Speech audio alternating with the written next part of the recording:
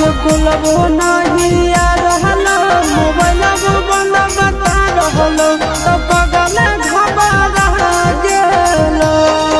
अरे बिना रे खबरिया के अइले ससुरारिया याद की मोर आई गेलो। अरे बिना रे खबरिया के अइले ससुरारिया याद की मोर आई गेलो। आगे बोलबो नहीं आ रहलो मोबाइल बंद बता रहलो तो पगल घबरा गेलो। बोलबो नहीं आ रहलो मोबाइल बंद बता रहलो तो पगल घबरा गेलो।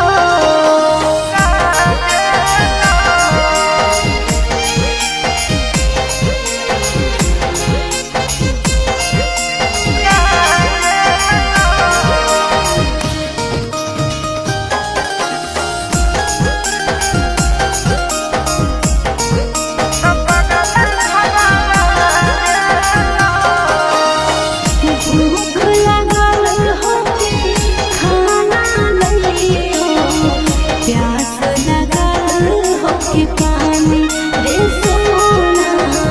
बोल काहे रहले तकानी रे पागला, बोल काहे रहले तकानी।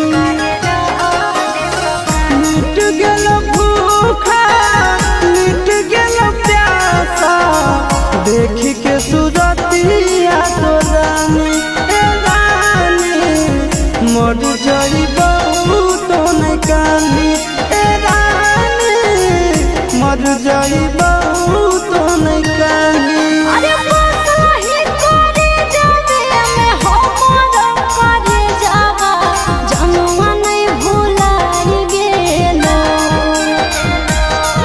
अरे बसाही करे जावे में हमर करे जावा जनुआ नहीं भुलाई गेलो।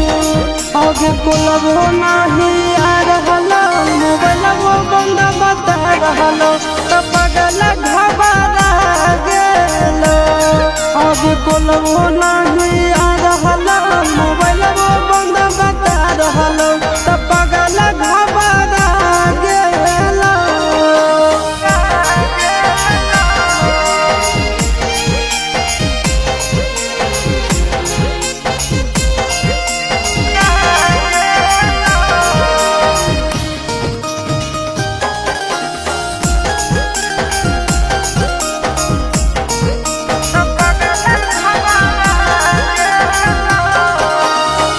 जान गेलियो तोरा मान लियो हमारा, जनम से ज्यादा चाहोगी रे सोना। कितना दर्द तो सहोगी रे पागला, कितना दर्द तो सहोगी जानो ही तोर दिल के बात तुम कहोगे ऊपर से खुश खाली रहोगे ए सोना गे ऊपर से खुश खाली रहोगे ए जान गे ऊपर से खुश खाली रहोगे। अरे चिंटू राजा सहारा करो हियो मिसा कैसे तोरा बुझाई गेलो। अरे चिंटू राजा सहारा करो हियो मिसा कैसे तोरा बुझाई गेलो। आगे बोलबो नहीं आ रहलो मोबाइल बंद बता रहलो तो पगल घबरा गेलो। आगे बोलबो नहीं